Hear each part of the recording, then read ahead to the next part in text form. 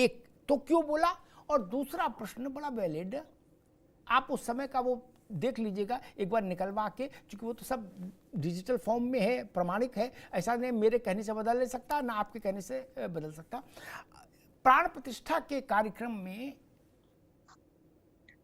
वो 700-800 मजदूर और उनके परिवार भी शामिल किए गए थे, जो उस मंदिर को जिन्होंने आकार दिया है,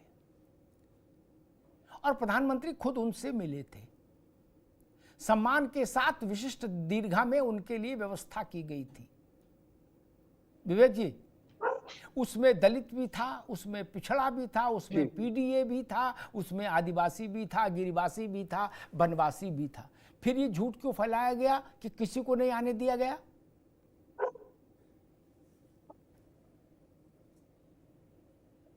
अमिताभ जी, बात जो अभी मैंने सब अपने विद्वान वक्ताओं की बात भी सुनी, देखिए राम जी के अपमान करने का तो कोई सोच भी नहीं सकता, ना उनका अपमान किसी धरती पुत्र से हो सकता है। उनका वो अंतर्यामी है, कण-कण में विराजमान है, हमारे आराध्य हैं, तो उनके ऊपर तो कोई इस तरह की बात, हाँ हम आप चर्चा जरूर कर सकते हैं राजनीतिक हितों के लिए।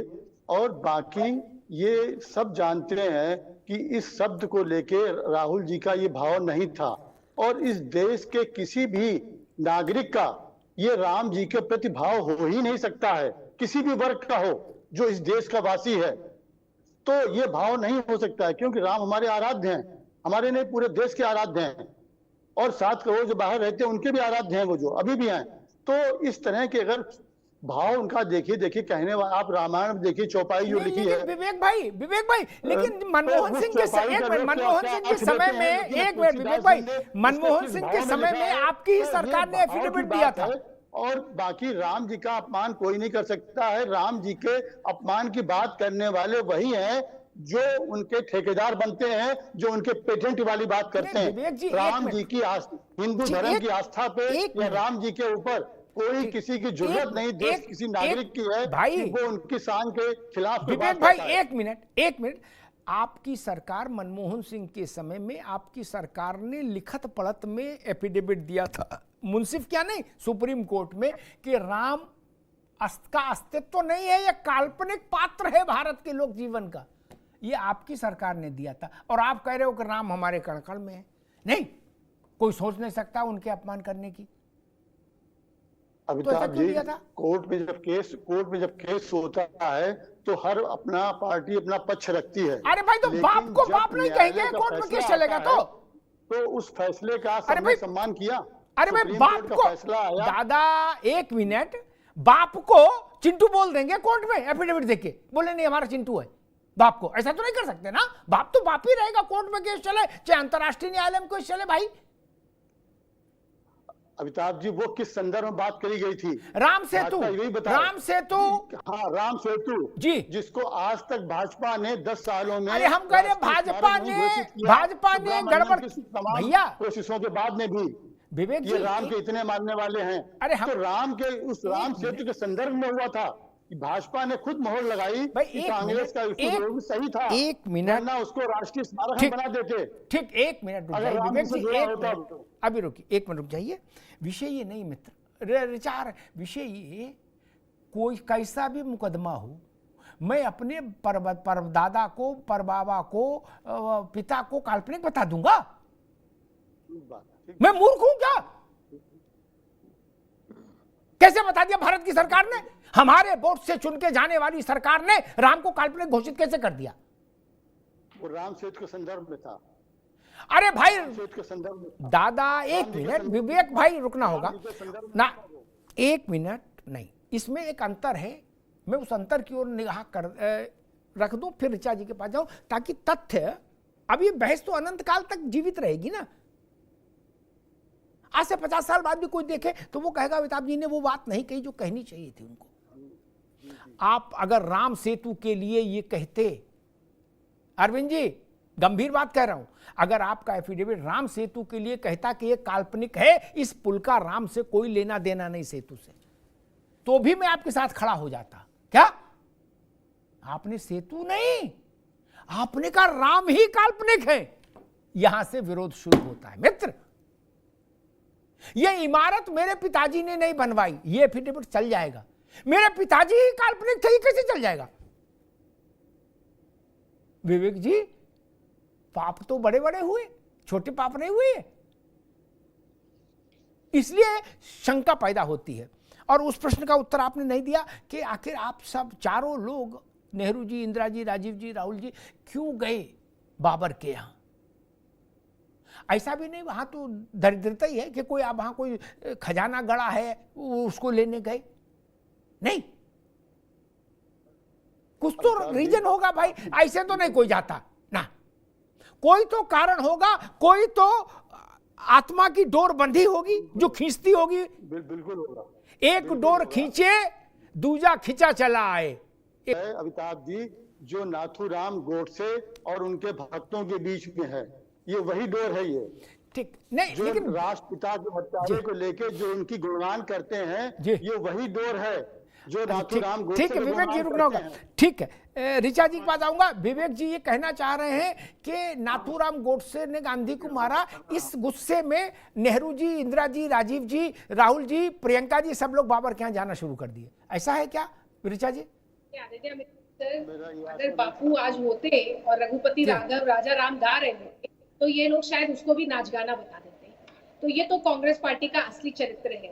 कांग्रेस पार्टी का सनातन का अपमान करना यही इनके डीएनए में है। जो राम, प्रभु श्री राम के वजूद पर ही सवाल उठाते हो, एफिडेविट देते हो इस बात का, उनसे सनातन का अपमान करने की ही अपेक्षा की जा सकती है। प्रभु श्री राम के मंदिर में आमंत्रण के बावजूद आज तक कांग्रेस पार्टी के लोग वहां पर नहीं गए, क्योंकि आपको मुस्लिम वोटों के तुष्टीकरण को करना है और मुस्लिम वोटों के तुष्टीकरण को बनाए रखने के लिए आप निरंतर सनातन का अपमान करते हैं। आप तो ये भी कहते हैं कि मूर्ति में देवता नहीं होते हैं, क्योंकि राहुल गांधी जी और कांग्रेस पार्टी सनातन का नाम तो लेती है, क्योंकि ये कुर्ते के ऊपर जनेऊ पहनने वाले लोग हैं। ये वोटों के तुष्टीकरण के लिए जब चुनाव आता है तो अपने आप को हिंदू दिखाने के लिए कुर्ते के ऊपर जनेऊ पहन लेते हैं, जीन्स के ऊपर अंगवस्त्र डाल लेते हैं। लेकिन वो जो रोम की संस्कृति है, वो जो बाबर की संस्कृति है, जो दिल दिमाग में बैठी हुई है, और जो सनातन का निरंतर अपमान करने की भावना है वोटों के तुष्टीकरण के लिए, उससे कांग्रेस पार्टी कभी उबर नहीं पाती है। और राहुल गांधी जी तो विदेश की धरती पर जाकर देश का भी अपमान करते हैं, देश विरोधी ताकतों से मिलते हैं और ये भी कहते हैं सिखों के लिए कि आप सोचे कि इस भारत देश में कौन ऐसे धर्म के लोग हैं जिनको अपनी धार्मिक प्रैक्टिस करने की इजाजत नहीं है, लेकिन केवल भारत के को डिग्रेड करने के लिए, डिग्रेस करने के लिए वो जाकर कहते हैं कि सिखों को जो है पगड़ी पहनने की इजाजत नहीं है, जिसपे सिखों का भी बहुत रोष सामने आया है। और प्रभु श्री राम के भक्त भी देख रहे हैं कि किस तरीके से राहुल गांधी जी भक्तों की भावना को नाच गाना बता रहे हैं, कलाकारों की उपस्थिति को नाच गाना बता रहे हैं, क्योंकि ये सनातन का अपमान करने वाले लोग हैं। प्रभु श्री राम को तो आप महसूस ही नहीं कर पाएंगे, क्योंकि उसके लिए स्थिर चित्त करना होगा, सनातन को समझना होगा। लेकिन आप तो सनातन को भी नकारते हैं और आप प्रभु श्री राम को भी नकारते हैं, क्योंकि आप बाबर को मानने वाले लोग हैं। ठीक है ऋचा जी, गांधी जी की गांधी जी बाबर तक ही। जी, मैं अरविंद जी के पास आऊंगा, लेकिन एक बात और कह दूं कि बाबर कोई राम का प्रतिस्पर्धी नहीं हो सकता। बाबर एक सामान्य व्यक्ति जीव था, थोड़ा बवाली था। उसकी सृष्टि के रचयिता से कोई तुलना थोड़ी नहीं हो सकती कि बाबर की टीम में हो कि राम की टीम में हो। बाबर की काय की टीम,